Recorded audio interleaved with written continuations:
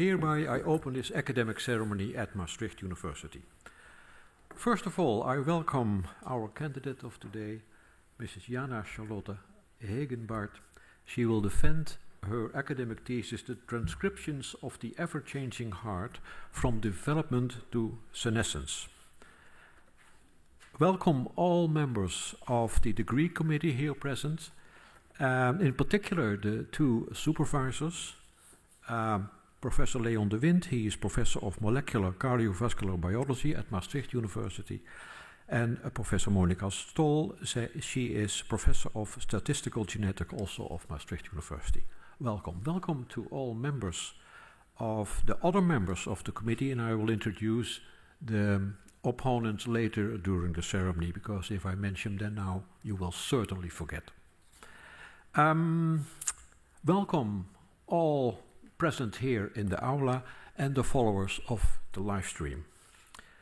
Mrs. Hegenbaert, may I invite you to present a summary of your thesis, and I wish you lots of success in the coming hour. Thank you. Okay. Dear Pro-Rector, dear members of the Corona, colleagues, family and friends. Thank you for joining me here today, where I'll present to you my thesis entitled The Transcriptome of the Ever-Changing Heart. But before I go into details about my research, I would first like to give you a brief introduction. And as my title suggests, we will start with the heart.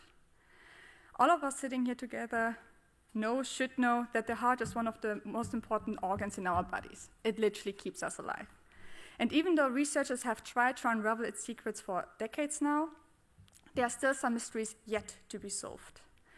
And in order to solve these mysteries, I believe we have to go down on a molecular level. So what does that mean? Well, basically all organisms function under the same paradigm. We start with DNA, which consists of several genes, which then gets transcribed into RNA, which are little pieces of the DNA, which then gets translated into proteins. To make this a little bit simpler, you can think of the DNA as a bookshelf full of books. And each book holds the instructions or the information to build one specific thing. In this case, we're mixing red paint, making red paint our final product. Similarly, the RNA holds the information to build a protein. So if I would give you now the following books with the following instruction, and then ask you, what am I building here? I hope most of you will answer with a house, and that would be correct. So by looking at the books individually, but also all of them together in the information, you are able to make a pretty good guess of what I am building here. And similarly, if we look at the RNAs individually, but also all of them together, we can get a pretty good understanding of what the cell is currently dealing with or what it is facing. This entirety of RNA is what we call the transcriptome. So some of you might now ask, why are we looking at the RNAs and why aren't we looking at the proteins, like the final products? Well, so far I've been only telling you about one class of RNAs, the so-called messenger RNAs, who indeed encode for proteins. But these protein coding part only makes up about 2% of the whole genome. So 98% of the whole genome doesn't become proteins. So these 98% actually consist of other RNA classes such as long non-coding RNAs, circular RNAs, or microRNAs. All of these other classes have been known and shown to have important regulatory effects in the body. However, as they don't produce proteins, we can only see them on a transcriptional level. So how do we study these RNAs? I'm able to show you some individuals here. However, in reality, they actually come in much bigger numbers.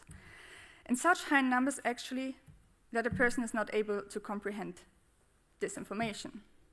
So living in a digital society as we do, what happens if a person can't do it? We get a computer to do it.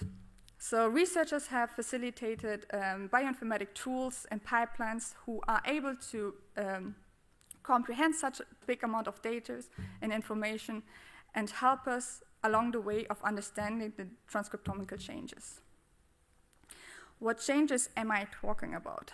Well, basically, from the moment we develop in the womb to when we grow old, our body undergoes constant change. And similarly, so does our heart. It starts to develop, it grows, and it also grows old. So we first focused our attention to the event of cardiac aging. With aging, we have a certain prevalence to develop cardiac diseases, and cardiac diseases still remain the #1 cause of hospitalization mortality in the world. So therefore, it's very interesting to look at this. And in order to study this, we have to first look at what is aging itself. And here we face our first problem. Because aging is something that we would call a biological dilemma. We are all facing it, however, we don't exactly know what it is. So researchers have tried to understand it and have actually found a few theories with suggested contributors to aging. But apparently none of them really explain aging on its own. So I would like to show you some of these contributors, for example, one being the so-called impaired DNA repair machinery. So basically that means our body has the ability to repair DNA when it is harmed. So with age, it seems that this ability becomes less efficient. So we have more of a problem with that, and that seems to contribute to aging as well. Staying on a genomic level, the theory of telomere shortening is, I think, one of the biggest in the field of aging. And the way it works, you can think of telomeres as little protective caps on the ends of chromosomes. And with the process of aging, these caps become shorter and shorter. So we see this with cell division, so therefore this shortening of telomeres is something that we can consider a little bit of a lifespan within cells, therefore contributing to aging itself. The last theory I would like to introduce is the one of oxidative stress. It's a little bit more complicated to explain, but all of us use oxygen, and when our body uses oxygen, certain radicals are formed, and these radicals are harmful for the body. So our body has a certain defense mechanism against it. It produces certain molecules, and as long as we have these molecules in balance with the radicals, nothing happens. But during the aging process, we see, or it seems that we have a certain imbalance towards the radicals, and they are therefore harmful for the cells and seem to contribute to aging as well. So our idea for our first study was then to see, okay, if all of these contributors contribute to aging, there needs to be a common sense that is the root of aging itself. So therefore, we used different mouse models to study this. One was the one of natural aging, so we just used mouse that naturally aged, and 3 accelerated aging models. These accelerated aging models are mouse models that have been genetically altered to favor one of these theories that I just explained, so an impaired DNA repair machinery, shortened telomeres, and one is more vulnerable to oxidative stress. And these accelerated mouse models do show an accelerated aging phenotype, so they look older than they normally are. So as I said, our intention was to see if we maybe find a common ground among all of them. But to our surprise, our results actually showed that there is no such thing as a common ground. On the transcriptomal level, all of those models seem to be very different from each other. So actually questioning whether we can use them to study aging itself. So is it now the theories or is it actually the models? In our case, we believe that the models itself have been genetically altered to a degree that they show a more disease-like phenotype than actually showing natural aging itself. Then what is natural aging? When we compared our mouse model of natural aging, we actually saw that the transcriptome stayed quite similar, so they stayed actually basically the same. The only small differences that we saw were the ones associated with an immune response. So it seems that during the aging process, the heart stays very much unaffected or actually very much stable on a transcriptomic level. So therefore, we focused then our attention to the other end of the cardiac lifespan. And here, we made use of a platform that is called iPS cells. This iPS cell platform works in the way that we take a cell from a patient or a person, for example, a skin cell. We reprogram this cell into a stem cell-like situation. And then by adding certain compounds or protocols, we are able to differentiate or put them into a certain cell type. In our case, heart cells, so-called cardiomyocytes. So since this process, so this differentiation process, seems to be mimicking what is happening in the actual human body, we decided to look a little bit deeper here. And I'm talking here about single cell level. So we're looking at the transcriptome of this every single cell. We took different time points during this differentiation process and was looking what's going on there. And these are our results. It might look a bit complicated, but basically every dot is a cell. And every color is a certain cell type. And as you already can see, we have quite a lot of different colors in here. Meaning we actually find quite a lot of different cell types, considering the fact that we actually just want to produce one cell type, the cardiomyocytes. So we find stem cells, we find endothelial cells, and fibroblasts, and of course also cardiomyocytes. So we actually saw quite a lot of diversity in here. We even also find quite a lot of diversity among the cardiomyocytes itself. So in here, again, every dot is a cardiomyocyte, and this time each color is a cardiomyocyte population. So you see that there are actually also differences among the cardiomyocytes itself.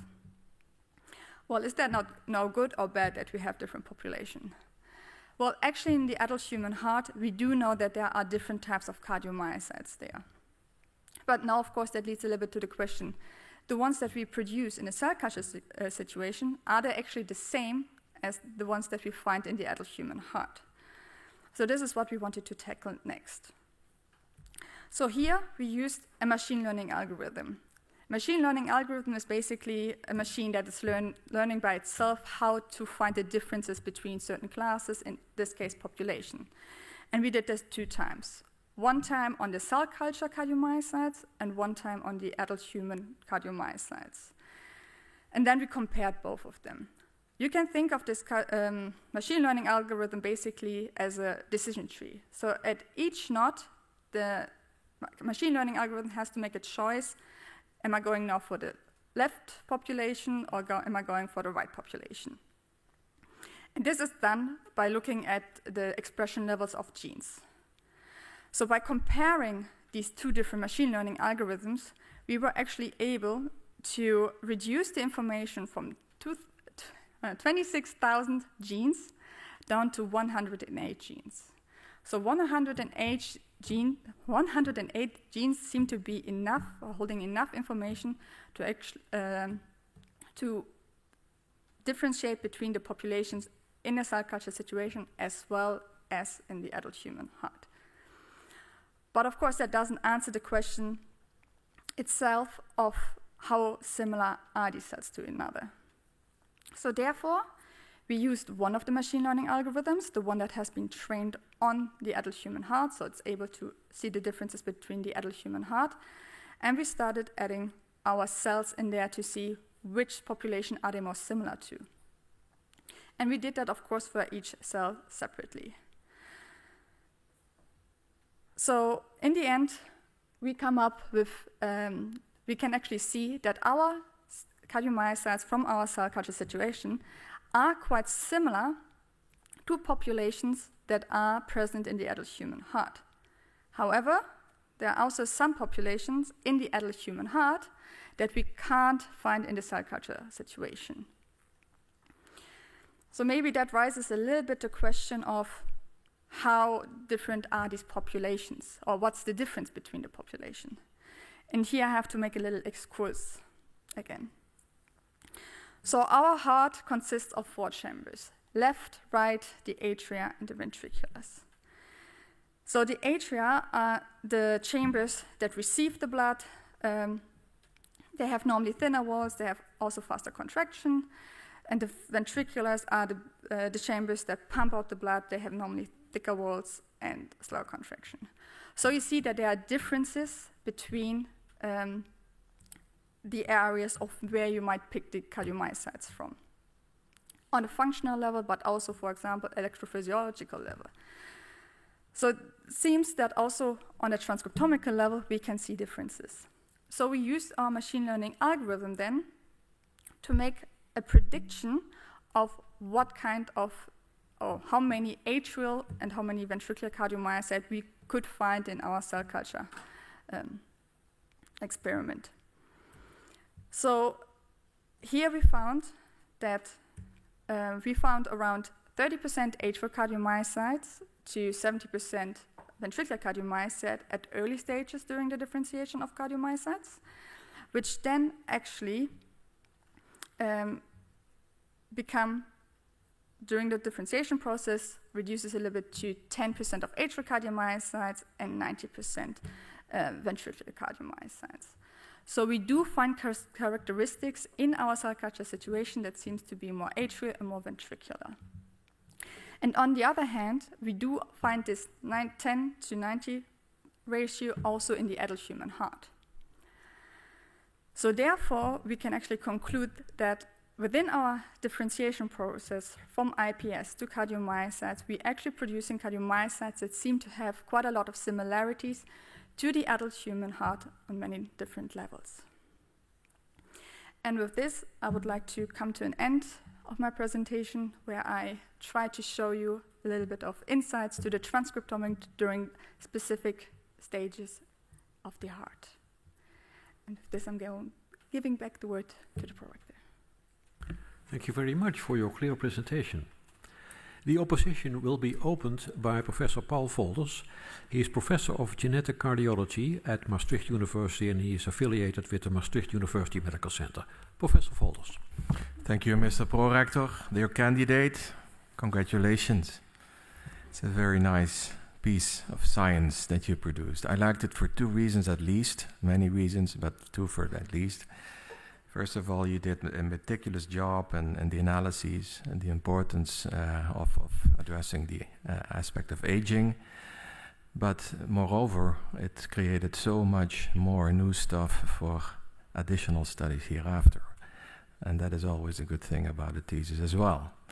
So congratulations on that. Of course, I extend the congratulations to your supervisory team and the family and friends here present. I'm a cardiologist. I see many people, old people mainly, at the ward. Some of them, they look older than they are, and some of them are older than they, really look like, if you may say so.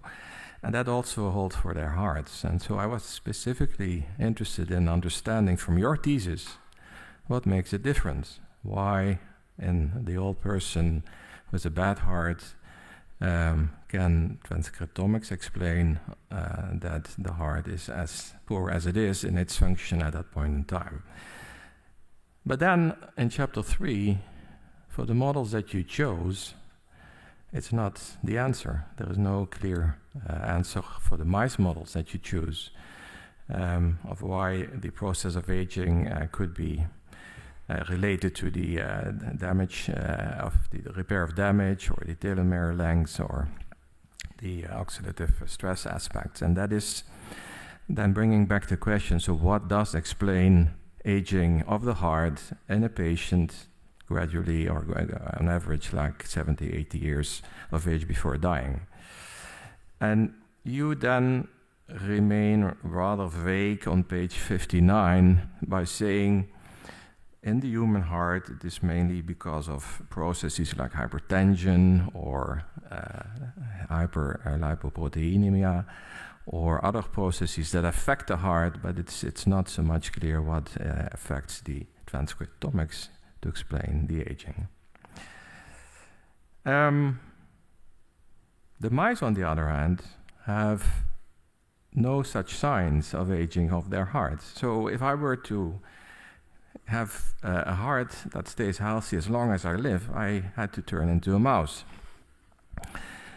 On the other hand, if you look into the spectrum of animals, in the kingdom of animals that we have, there's also animals that turn even to the age of 400 years, like the Greenland shark, who does, in fact, by analyses done in the sea, in the marine world, get to that age. So from a, let's say, helicopter view on your thesis, what would you like to learn from the animals that turn at such an old age, in comparison to the mice that you did study, in fact, or the iPSC myocyte that you studied, to get closer to the answer of why the heart ages in the human heart as it does? Yeah, highly esteemed opponent. Thank you for the very kind words at the beginning. To answer your question, I think it's we already see that aging is a little bit of a problematic thing to study itself. As we don't know exactly what it is, there are so many things, as I already said, that seem to be contributing to it.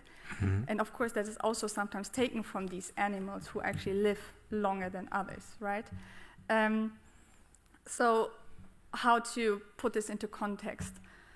I personally have the feeling that we're getting a little bit to the crossroad of like how much can we actually still learn from animal models. Mm-hmm. Because as one of my supervisors likes to always say, the low-hanging fruits are picked. And I think we're reaching a point we really have to go down to the very little pieces of the tree. And I think maybe we're reaching a little bit of the limit with the animal models. Because normally what we look at, for example, with the mouse, right? Mm-hmm. One major thing is also how similar is a rodent heart to the one of a mammalian as we have it. Mm-hmm. So how much can we actually take from there to our heart itself? Right? But in terms of like what is the aging process or how is the heart affected by it? I do believe that, it seems that our heart is so important, at least from our study, but that's what I take from it, that it has certain, on a transcriptomic level, but also most likely on other levels, that has a certain protective layer trying to be like, okay, we are not affected by this. So most likely it might be other things that affect the heart than down the pathway of aging itself, that is more like downstream of the... And that might, of course, be a lot of factors, right? Lifestyle and all of this kind of thing, that, of course, maybe animals have a little bit more stringent kind of lifestyles than humans. Okay, so what you're saying, if I may interrupt, yes, I would like to study the human heart. That's what you're saying. Yes. And how would you do that then? Would you like to have biopsies or pieces of tissue? And if so, how will you find volunteers to get them? Mm-hmm. Because they may have an issue with leaving their tissue with you in the lab. Yes, we do that, taking biopsies, but it's not an easy thing. So if you take the human as its own model, then how would you approach it then? Maybe that will make the question easier there. Well, sorry. Indeed, I think I would go down trying to take biopsies, but as you already said, it's very hard to get them. Right. It's not even because what would we define a healthy aging, right? Because everybody lives differently, there's so many differences that it's very hard to define. And on the other hand, how do you get healthy tissue? Because normally a healthy person don't go into the clinic and say, please take a piece of my heart. So right. I do see a very big problem there. Mm-hmm. However, I do believe that we have to go more into the human field, and maybe also RPS culturing might lead to trying to combine this a little bit, maybe ideas that we get from biopsies, trying to apply them on actual iPS cells and see if we see certain effects. That is very clear, and that's a very nice answer. If I may ask another question, a short one. The timing of events for transcriptomics is a very important issue. You talk about senescence and aging, but of course in life there is many other moments that you wonder, how did this particular function come about by whatever genetic trigger that made transcriptomics to work and produce that function. Did you consider these elements as well? That means the triggers for the changes that occur over a lifelong period, especially if you're in a human situation for 70, 80 years, where there is many phases with new functional changes to occur. Did you consider those triggers in your analyses? And you may give a very short answer, please. we tried to. Okay. In a sense, of course, we were trying to see like what are the differences. Do we find specific ones that might have, where you can say like maybe that's one of the triggers or ever. However, we don't see that. We really see very like specific differences, specific for the model and the manipulation that they are itself. So we don't believe that it's another trigger that led to this divergence of the mouse models itself. But indeed, you're right. There are so many things that could trigger, but of course, mouse models are, in that sense, nice because we can manipulate them very stringently. Thank you very much. I give the word back to the prorector. Thank you, Professor Wolters. The next opponent is Professor Connie Betzina. She is Professor of Molecular Cardiogenetics at the University of Amsterdam, and she's affiliated with the Amsterdam Medical Center. Professor Betzina. Dear candidate, I also join my colleague in congratulating you about this work. I think it's super fascinating, and I think it's really important work. So, as a geneticist, I really think that transcriptomics can really form a link between the genetic variation and the biology and mechanisms of disease. So I think it's really a treasure trove to find new insights. I would like to start with a few questions on Chapter 4. So in Chapter 4, you studied cardiomyocytes derived from human-derived iPS cells that in turn came from 2 individuals. Now, those 2 individuals were male and female, and those 2 individuals had a different genetic background. So I was very surprised when I read on page 83 the sentence, after data integration, cells from both iPS clones showed similar expression profiles and clustered according to predetermined time points, rather than individual biological or batch effects, demonstrating the expected temporal specific transcriptional profile. So very happy to hear, of course, that there were no batch effects, but I was kind of disappointed that you didn't find any biological effects reflecting their genetic background or reflecting the fact that one was male and female. I was wondering if you can help me understand that. Dear highly esteemed opponent, thank you for your words. And to answer your question, well, basically, when we first did the analysis, of course, we didn't first integrate the data set. And there we actually did see some differences between the male and the female. However, they were still within their time points. So we basically saw, so we had 5 time points, right? So we basically saw 10 clusters. Always the time points together, and then within the time points, male and female. And first we were like, okay, how do we handle this? And then we looked at the differences between those clusters, right? Because we wanted to see like what's making them different. Can we, like, should we keep it that way, or how do we go on? And when I looked into these differences, the only differences that I really saw were related to the X and Y chromosome. So they seemed to be really specific to be female and male. And then when I took into account, like as a variable, into the analysis, saying, okay, one is a female and this one is a male, can you see if there you find similarities among them? This is what we ended up with. So we did actually then afterwards find very similar clusters among them. Okay, so it's not that there were no differences, it's that you focus on the similarities. Yes. And taking into account those differences. Thanks for that explanation. So I saw in your CV that you have in the past worked on genome-wide association studies, and there's a lot of buzz now on how, transcriptomics can help us identify those loci from the GWAS. Do you have ideas of how you can use this data for that? Of course. I mean, you can always, that's the good thing about bioinformatics and having certain different data sets, right? Because it's fairly easy to combine them in a sense. Because, of course, if we have certain target genes or whatever, we can actually see, do we have an association with, for example, GWAS? Like, are there, for example, already mutations reported have to have a certain effect on developmental stages or even association with cardiac disease? Actually, we did that on the side. So we did, if you've seen my chapter 4, we found in the end certain candidates.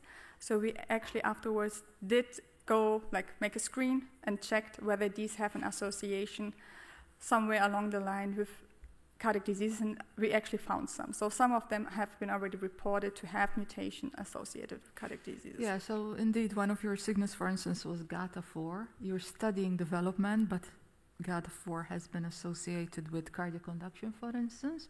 So how do you think that such a gene, a developmental gene, then in the adult human being contributes to cardiac conduction? How does that work? How can the same gene be doing these multiple roles? Well, I don't think that's... I think a gene is... We know that certain genes can be activated and deactivated in terms of different pathways, can have different effects. And I do believe, when it comes to the heart, there are certain genes that have a more pronounced way. Maybe GATA4 is one of those, because we do know that they have a developmental role that they play. But of course, if they are harmed in any way, that also could lead to certain prevalences of cardiac diseases. So I don't see a particular reason why along the way of our lifetime that can't be harmed or like this can't. Do you think they can have a role in gene dosage in the adult heart to keep homeostasis, to regulate, for instance, ion channel expression or these developmental genes? Because we see quite a bit of them in GWAS, and I'm always wondering, is this a developmental thing or is this a homeostasis of gene level in the adult heart? Because after all, we have only 20,000 or so genes, and we have so many different functions. No, it could definitely be true. Because we do know that GATA4, again, is one of the biggest genes when it comes to that. So maybe you are indeed correct. Maybe it is a constant level. So we have it as, in the moment it is, let's say, not in balance anymore, certain effects happen. But at least for the candidates that we chose, from there, we chose them mostly from the likelihood analysis, from the RNA velocity, and they show a certain directionality towards mature cardiomyocytes. So we mostly studied it in terms of the developmental aspect. I understand. So I would like to take you to page 49, and this is something quirky that I noticed. So the mouse line that you chose for your wild-type aging. So I've studied different mouse strains, interested in the differences in the genetic background, but I never encountered this name. So is this an interbreeding between Black 6 and 129P2? The specific mouse, the B6129F1? Yes. Okay, because that's not described. Okay, sorry. It's okay. So basically, again here, I think, you can, also exploit genetic background. You were very careful in describing the genetic background of the different lines used, I think, which is really good. But you can also, of course, exploit mice of different genetic background and then seeing if they age differently.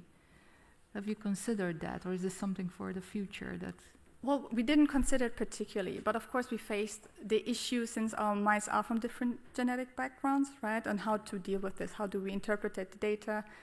Does it have, in fact, maybe also is the difference that we see maybe cause of this genetic background? I personally don't believe so. And that's, well, how to phrase this? In a sense of, if we believe that the different genetic backgrounds age differently, then I'm coming a little bit to the question of then how do we study aging in humans, right? Because we don't all have different genetic backgrounds. So if this has this much of an effect, maybe that's not. But indeed, maybe certain strains could have a more prevalence towards aging than others. Thank you, Professor Betziner, and thank you for being an external member of the committee. The opposition will be continued by Professor Eva van Rooij. She is Professor of Molecular Cardiology at Utrecht University, and she is affiliated with Hubrecht Institute at the University Medical Center in Utrecht. Thank you very much. Professor van Rooij. Thank you. Dear candidate, congratulations. I very much enjoyed reading your thesis. Of course, one of the reasons being that we both very much love the heart and RNA as a research topic. So that's, of course, something that we have in common. But that's actually not the only thing. 18 years ago, I was standing where you are standing now with the same mentor. So that set me up for a very interesting and nice scientific career. So God knows in 10 years, you'll be actually sitting behind this desk. Sun came out. It's going to be a beautiful day, I'm sure. But before we actually get to toast, I also wanted to talk to you about certain findings of your thesis. So the first thing I noticed when I looked at your thesis was this beautiful, glancy cardiac figure. But then I got a little shocked because next to it there were all these sequences. And of course I know a little bit about DNA and RNA. And where timing in DNA translates into uracil in RNA, we actually found both flavors on the cover. So what are we looking at here? Dear highly esteemed opponent, thank you for the kind words. And of course, I forgot that you came down to be here with us today. Well, the idea behind my cover actually came from my supervisor, because in the beginning, every time I worked on it, he always called me, Jana's being in the Matrix again. She's working in the Matrix, and from that, I really like this idea, because we have the heart as such a biological thing that keeps everything alive. It's, in that sense, really beautiful and yet to be understood, and still we use these bioinformatic tools that are very stringent and very clean, right, to trying to understand it. So I wanted to integrate a little bit, this biological aspect together with the bioinformatics that's more clean and more stringent on my cover as well. Yeah. So this is where the idea and all of this came together. It looks beautiful. I'm just a little OCD, and if I see a U and a T next to each other. But enough said about the cover. I also would like to talk to you about chapter 3, where you are looking at these naturally aging mice. You're not seeing a lot of changes on the RNA level due in the course of time. You're seeing some fibrosis and a little bit of a decline in function, I believe. But then when we look at your PC analysis, there actually seems to be some separation, some variance between the ages. Can you tell us a little bit about the genes that are driving this separation and what their functional implication might be? So we're talking about only the difference between the natural aging models, right? Yeah, exactly. Yes. Yes, we were looking into that, so we wanted to see which genes, as you said, are driving these PCA. However, indeed, we didn't find that many differences overall, right? So we actually didn't find that many. But the genes that we found were not very clear in the sense of certain attributes to say, like, okay, these are the genes that seem to be very related of, for example, again, any theories in terms of aging. The ones that we found were mostly associated with the immune system. So therefore, we thought, or our idea was, okay, well, maybe these differences between these models itself might rely mostly from the fact that the heart is affected by something else, so it gets an immune response. And that is just a natural cause that's happening between them. Yeah, I would have expected some fibrosis-related genes or some other genes. Not at least not in the main PCAs, because of course we've always find all genes along the way, but at least not in the main PCAs. Yeah, that's very interesting for the heart. And of course it's RNA, so still protein changes might be occurring. But do you think it's specific for the heart, or are other tissues aging in this naturally aging model, do you think? I mean, we only looked, of course, at the heart, but in general, judging from our results, there could be, of course, differences among all organs, right, that they just age differently. There are also some organs that are more prone to take up different stuff, like the liver, who are just basically taking all the toxins and maybe, therefore, also have a different response to it. We actually did another study, not in my thesis, where we looked at the different accumulation of mutation in different organs, and we actually did not find a certain prevalence in that as well. So it seems at least the mutation accumulation is not associated. Yeah, I saw that in the PNAS paper, but of course these mice are dying after 2 years, so there must be some aging going on. But I also want to talk to you a little bit about chapter 4, and then especially related to the methods that you're using. So you're looking at single-cell sequencing data from differentiating cardiomyocytes, comparing to cells from the EHMs. Mm-hmm. And then these EHM cells, they actually, in your UMAP, they integrate within the cardiomyocytes of the differentiated iPS line. Why are the fibroblasts still in there and not separating away from the cardiomyocytes, you think? So in our results, I mean, when we collected the samples, we were not specific on just collecting cardiomyocytes. So we wanted to actually get a lot of different cell types. We wanted to see what is happening. The EHMs are itself done by taking fibroblasts together with cardiomyocytes to form these EHMs.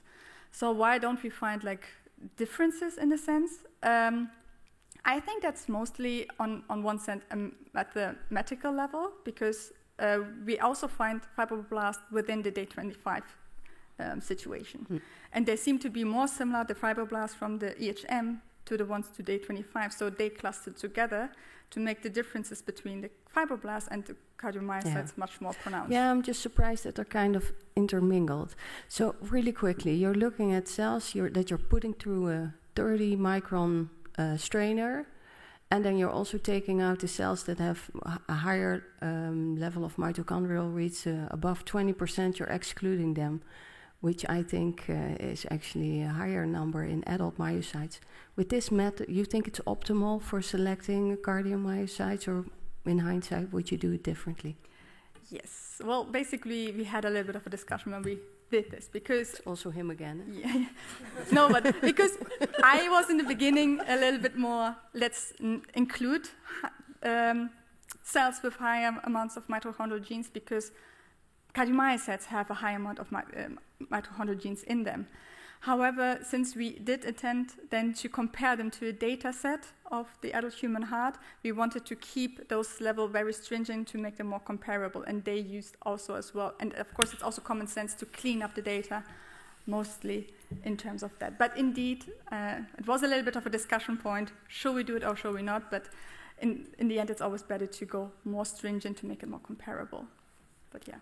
Okay, thank you very much. I give the word back to the rector. Thank you. Thank you, Professor Van Rooij, and I would like to thank you for being an external member of the committee as well.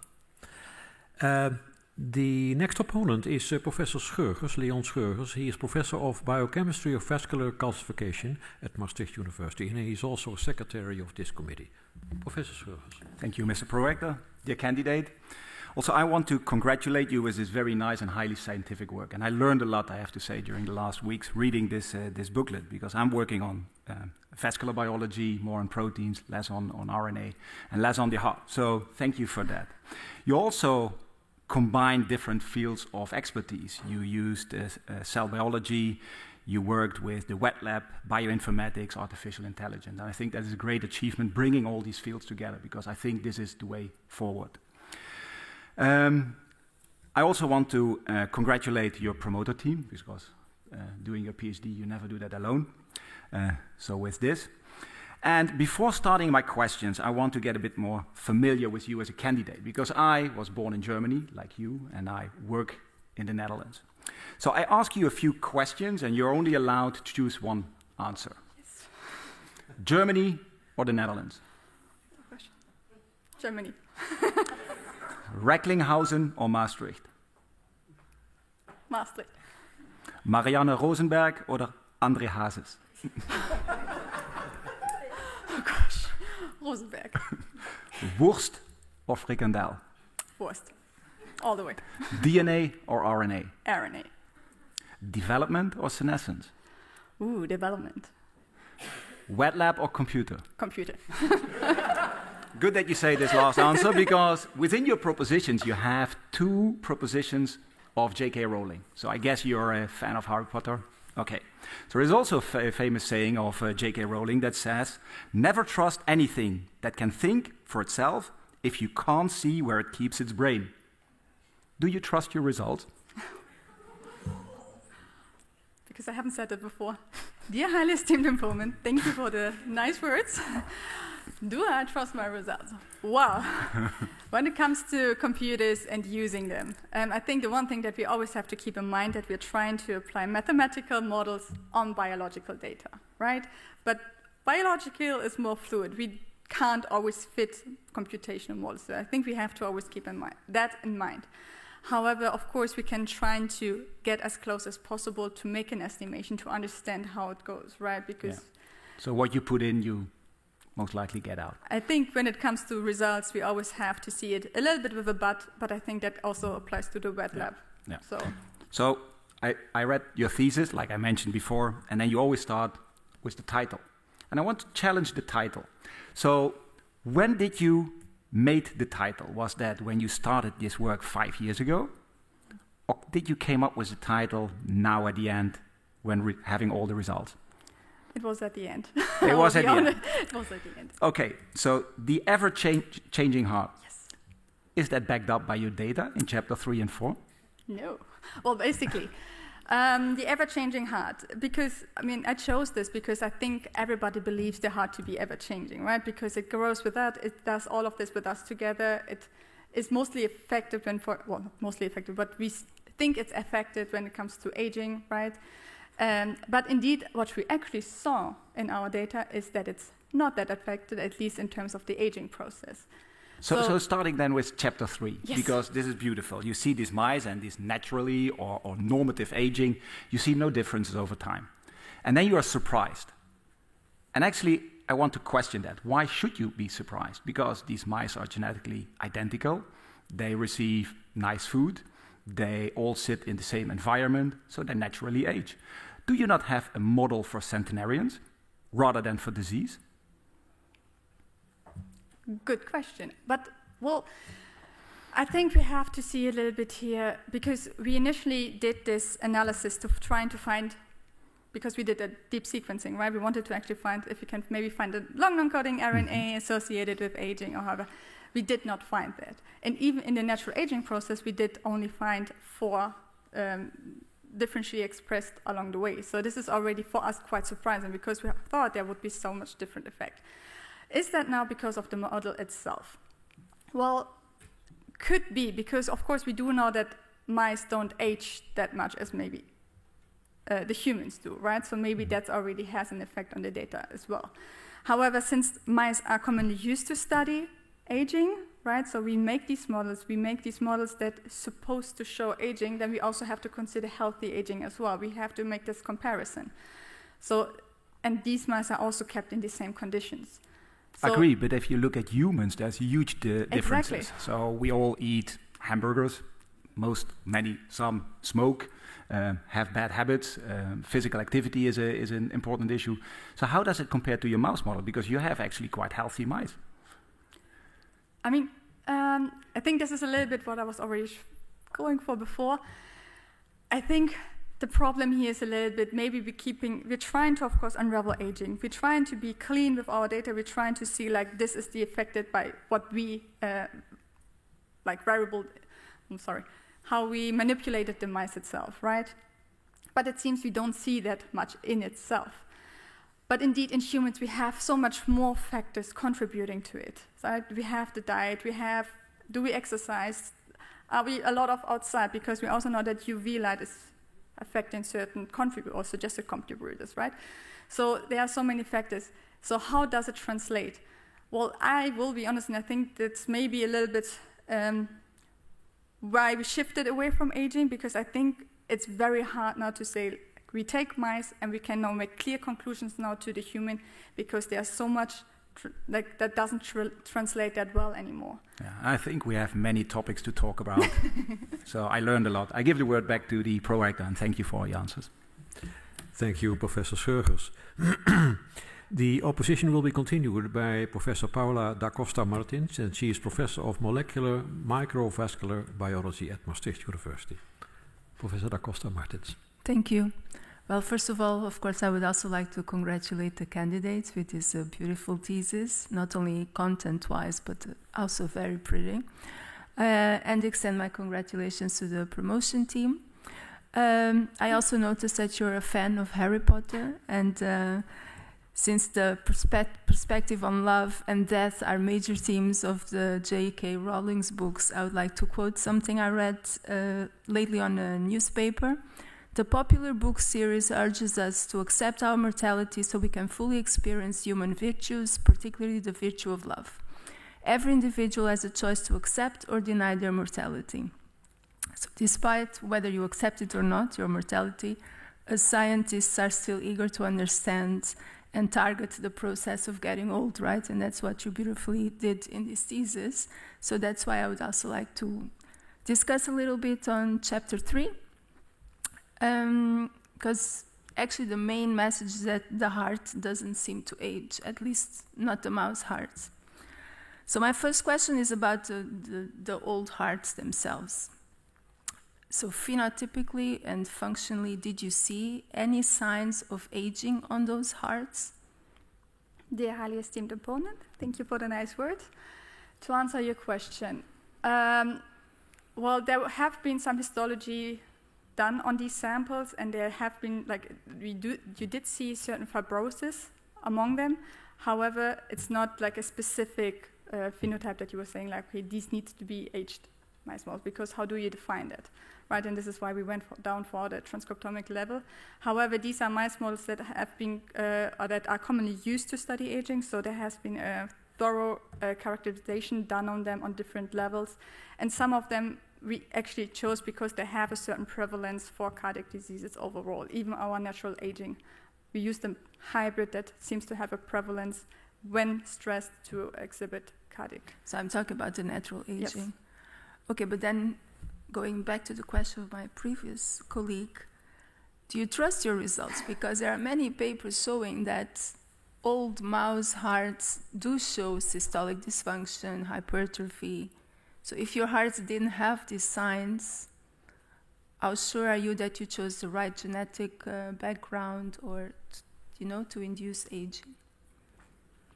I think that comes again back a little bit to the question of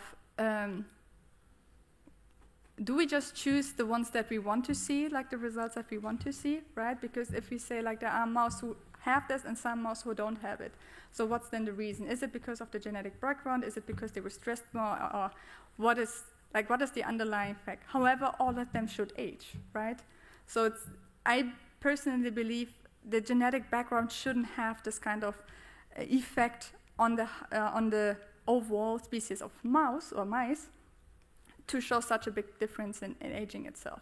Indeed, we did, of course, choose a specific one.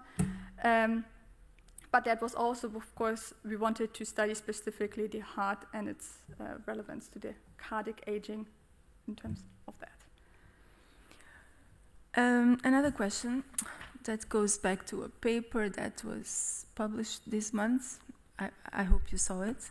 Very nice paper where they show that mammalian aging is caused by loss of epigenetic information, which actually would support your observations, because these mice, they all have the same lifestyle. They're ultra protected against the external environment.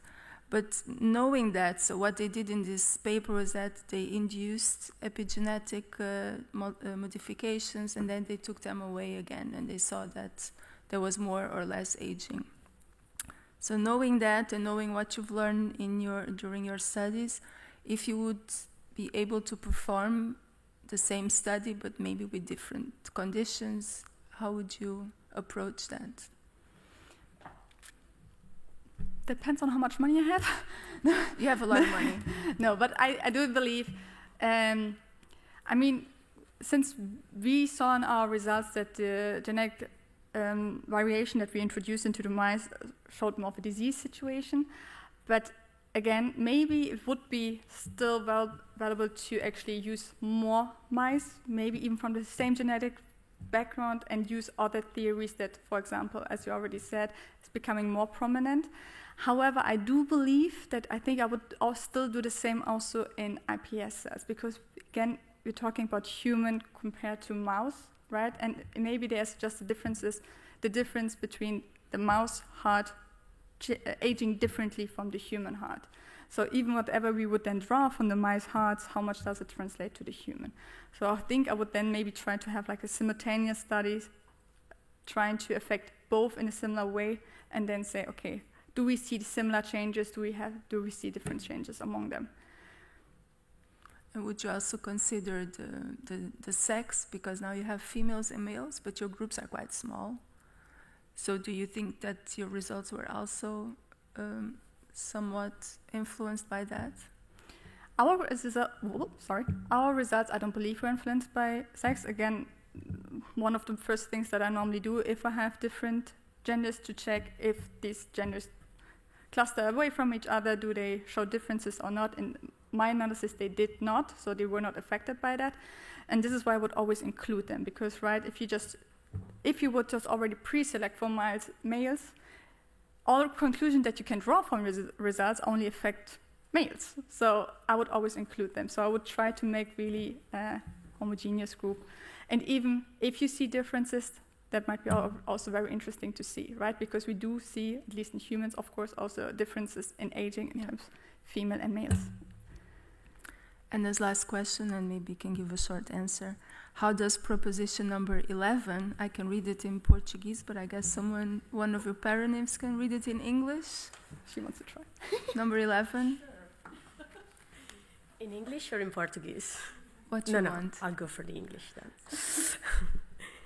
Everything that happens only once can never happen again, but everything that happens twice will surely happen a third time.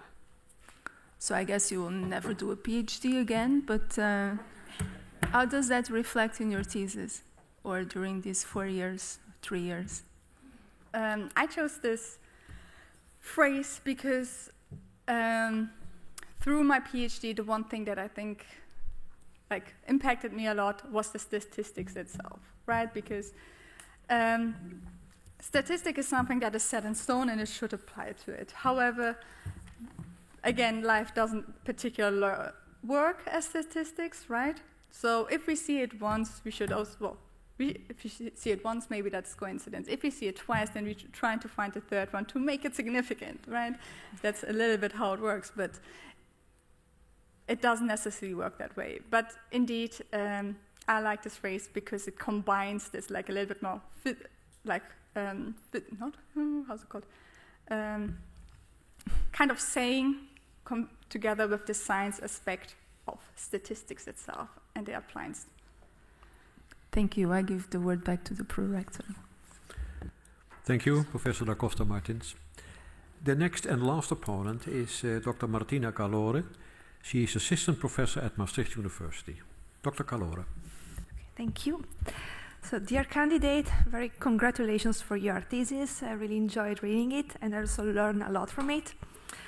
I have a question about chapter 4, where you describe different subpopulations of atrial and also ventricular cardiomyocytes. And these data are also found in the paper on the Human Atlas that was previously published.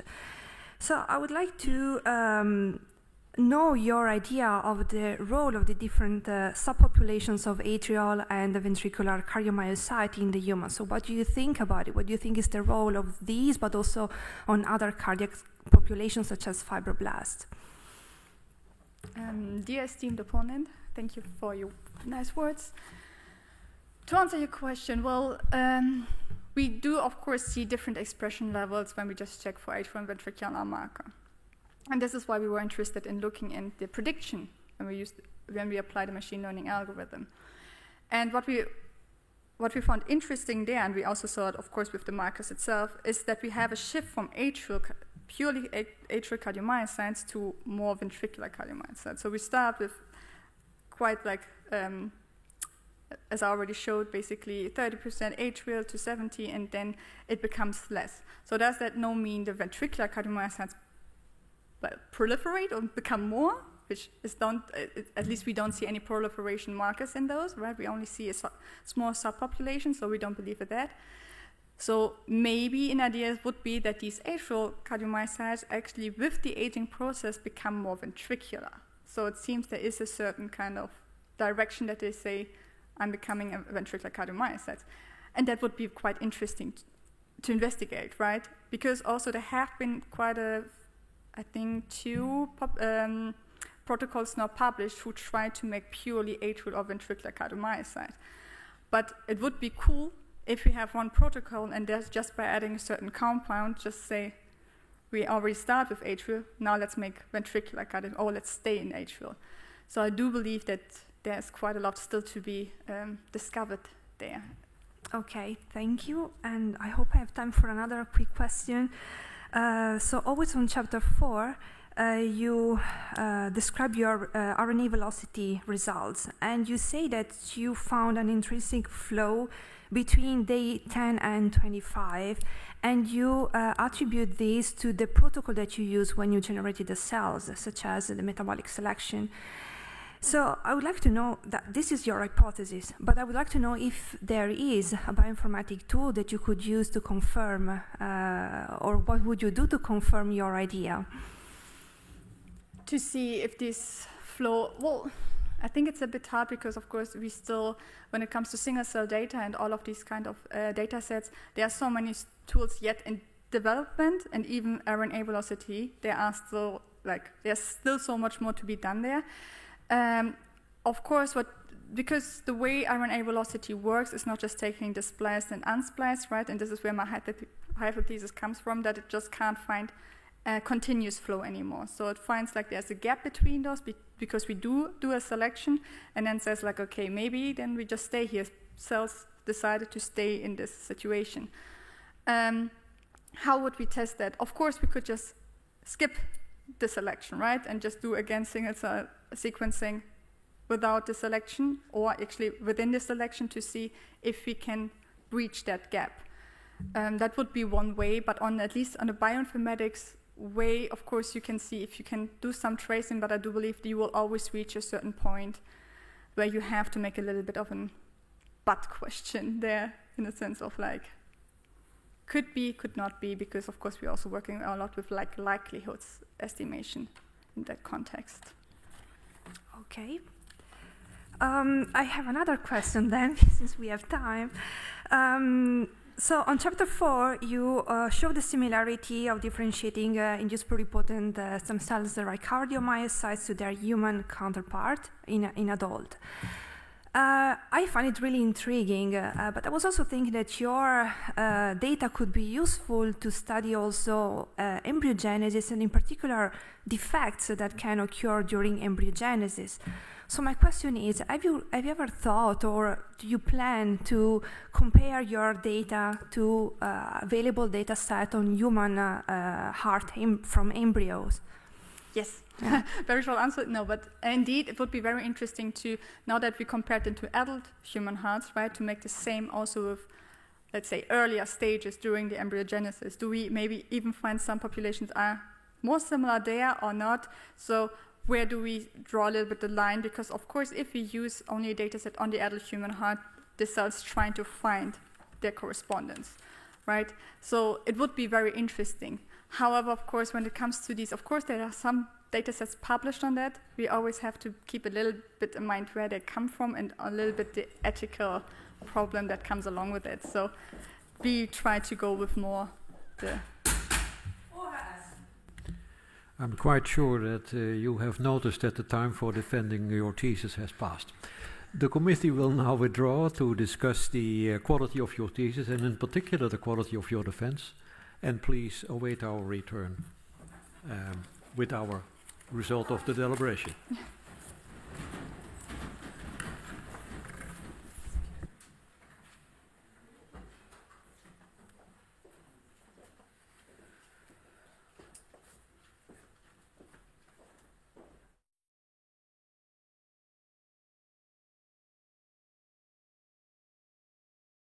The PhD defense has now ended. The degree committee will debate the candidate's performance behind closed doors. This process usually takes about 10 minutes.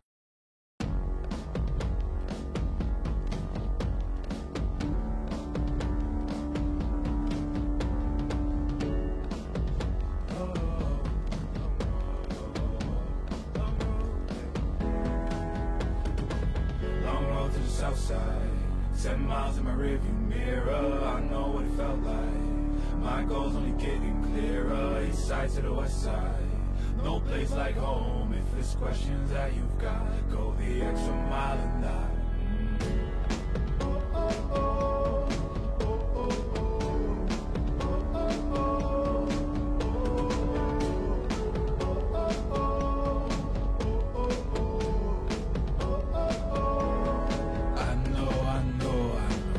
On the line, I know you know that I can't read your mind. time. Cause I'll go the extra mile. Long road to the south side, 10 miles in my rearview mirror. I know what it felt like. My goal's only getting clearer. East side to the west side, no place like home. If it's questions that you've got, go the extra mile and die. On the dash, got my laces tied. Long road, I don't waste no time. Break rules because fate decides. With the team and we chase the light. I make a move, fall down, shake it off. I hate to lose, bad branch, break it off. No room for negativity, praise and love. Prepare for deep part cause we're taking off. Get the mileage, traveling so far from home. Gathering knowledge, other connections. I put the time in to get everything I ever hoped for. It's a challenge and we all in. It's a better future that we go for. And even though these nights seem long, I know that I am never on my own. Know you won the battle once you grow.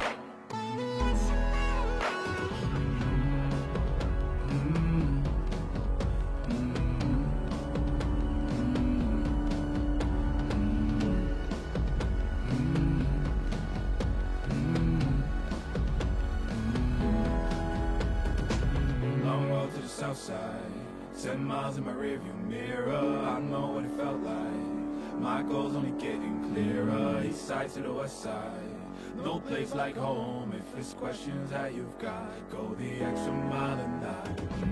Long road to the south side, 10 miles in my rearview mirror. I know what it felt like. My goal's only getting clearer. East side to the west side, no place like home. If it's questions that you've got, go the extra mile and die.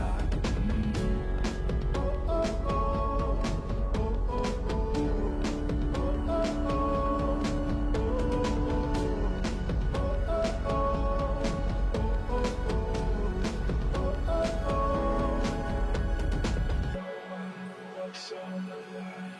I know you know that I can't read your mind. Years can't fly by now, don't waste all your time. Cause I'll go the extra mile.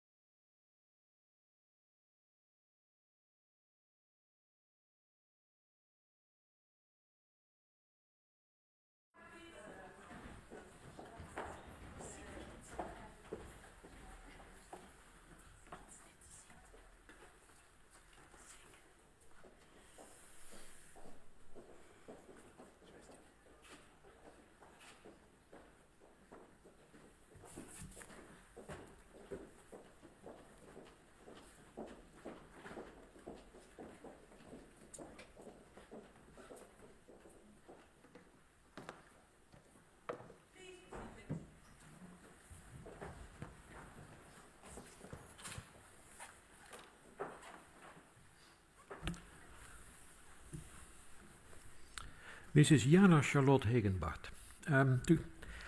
The degree committee here present has assessed the quality of your thesis, and in particular the quality of your defense.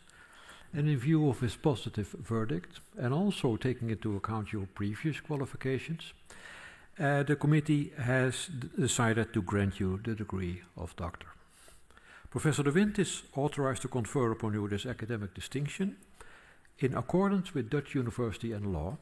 And I invite now your supervisor to take the floor. Professor De Windt.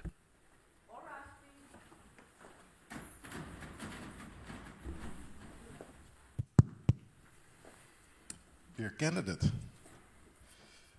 I have a question for you. Do you promise to work in accordance with the principles of scientific integrity at all times? To be careful and honest, transparent, independent, and responsible? I promise. I'm very happy to hear that, because then I can continue with the rest. So, by the authority vested in us by law and in conformity with the decision of the committee here present, I hereby confer upon you Jana Charlotte Elisabeth Hegenbart the degree of doctor, and grant you all the rights attached to it by custom and law. As evidence of this, I now, well, in 2 seconds, present you with a degree, the certificate signed by the rector, the secretary, and the other members of the committee, and affixed with the official seal of the university.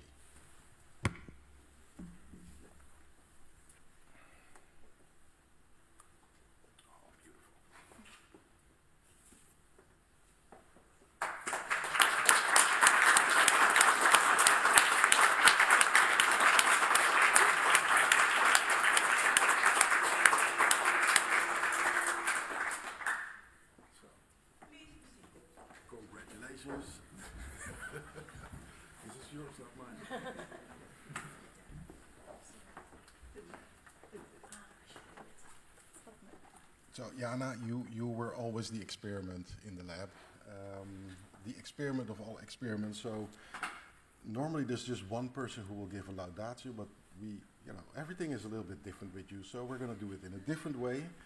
And the laudatio will be half by your other supervisor, Professor Stoll, Moni, and then I will take over towards the end. Yes? Thank you, Leon.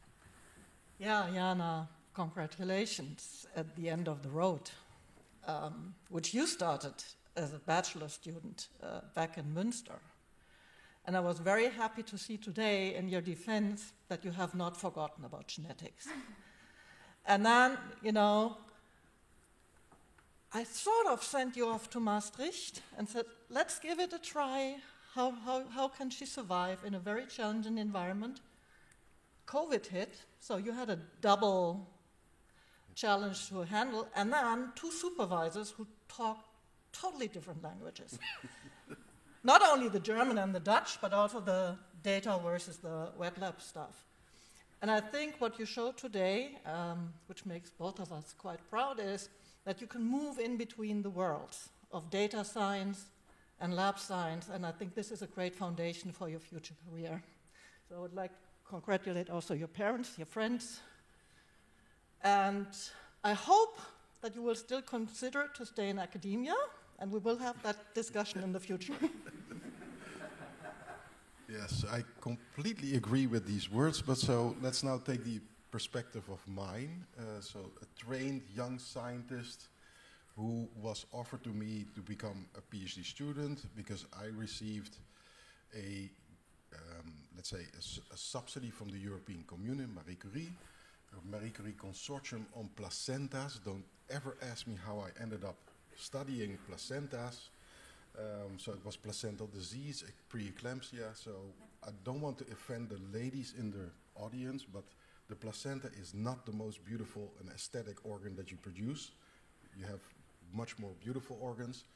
So we started to work on placenta transcriptomics, and I saw that you were not all too happy, because basically all you needed to do was collect samples, even from London. We traveled to London. We were promised that there was a database or a tissue biobank with 800 tissues with diseased placentas and controls, and well, basically they were not there, and only with a new edition of these samples, 1 per week or something, it would have taken 16 years to reach the numbers that we needed. Then we went to Paris, so there was a bit of a disappointing moment as well for everyone to learn. Sometimes clinicians, scientists kind of boast their way into doing, becoming part of consortia, and then having a bit of a disappointment there. We went to Paris, and it was also very interesting. We had a meeting especially for you, and Jana, I was standing at Paris Gare du Nord, and where's Jana? Jana lost the train, so we all had to wait a few hours until Jana would take the train. So that was just very interesting, the PhD student who arrives the latest. But of course the French are very easy with this. It's a very laissez-faire, and they didn't really mind. And it was still a nice meeting. It was not exactly what we liked. And so you ended up basically in year 2, roughly in the middle of a corona pandemic, just producing heat maps and volcano plots and very pretty pictures, but it was never your own project. Until we got permission of the coordinator of this consortium to start something new on heart muscle cells and iPS cells and single cell sequencing. And then all of a sudden I saw, the twinkle in your eyes, and you had to participate in the data collection and the sample collections, driving to Göttingen, to Munich, coming back, working with Annika in Münster. And then I saw the Jana that is most at home in her own habitat, and that is in between or in front of screens, looking at what I always thought was, the matrix, because it's impossible to understand what you're looking at.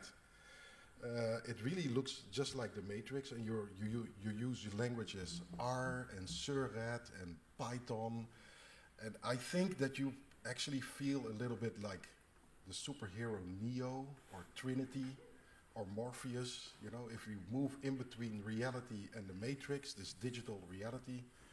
And then I saw also that this is the lady who, the extroverted lady who takes the leadership role, who organizes parties, who organizes Secret Santas.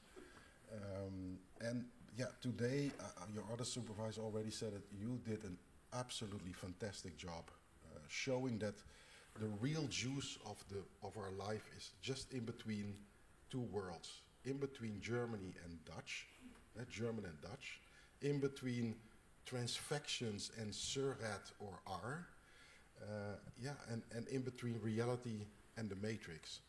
So I hope that in this small interbellum, this in between after you finish your graduation and the end of your contract, you need to take a good long vacation, and please then reconsider and really come back to academia, because we need persons that were trained like you, because you truly are an example of the future scientist. It was a privilege to have supervised you, and I give the word back to the rector. Esteemed Dr. Hegenbaert, dear Jana Charlotte, it's my great pleasure to congratulate you with your doctorate, and I do that also on behalf of Maastricht University. And maybe I may share some impressions from the committee with you. We have, first of all, seen a very clear and very well illustrated presentation, a summary of your thesis, very clear. And I hope that people in the audience here and in the live stream have understood what you have studied in the last couple of years. We have seen a very well written and thesis, high quality, and also on a very important topic. And I think, and people have also mentioned that you have probably seen unexpected results. And yeah, well, your 2 supervisors said it already, and I think that's a very special talent to be able to operate and to do scientific work between the two worlds. Well, the two cultures, the German and the Dutch culture, differs, but not so much. But working between really opposite worlds is really a gift, and not many people would be able to do that properly. Your defense was very well done, and you have, well, demonstrated that you're very capable in formulating answers. Some of these questions were not so easy, and some were very direct, but you also gave very direct answers. And you have shown that you are very knowledgeable in the field that you have studied in the last couple of years and presented in your thesis and in the already published journals. So we are very satisfied with your defense. And I would like to congratulate first your two supervisors, Professor De Windt and Professor Stol. Congratulations. And then next, I would like to congratulate your parents, I think sitting on the first row, and I think your brother. Congratulations with what your daughter and sister has demonstrated today. And I would like to include in my congratulations also the other members of your family, and also, of course, the friends and colleagues, of which I think quite a couple of them are here in the aula. Congratulations with what we have seen today. I would like to thank the members of the committee as well, and in particular I would like to thank the external members, but all the opponents that have contributed to the critical reading of the manuscript and of posing interesting questions. Thank you very, very much. Maastricht University appreciates your input. Now, before I end this academic ceremony, I would like to invite you for the reception, which is in the rafter. And I think if you leave the aula, I think that the Bedel is able to tell you where to go. It's not far away. Around the elevator, you reach the rafter quite easily. We will take a picture with the committee and with your family, your parents and your brother. We will take a picture in the hall on the stairs. That's like what we always do. And, well, hereby I close this academic ceremony at Maastricht University.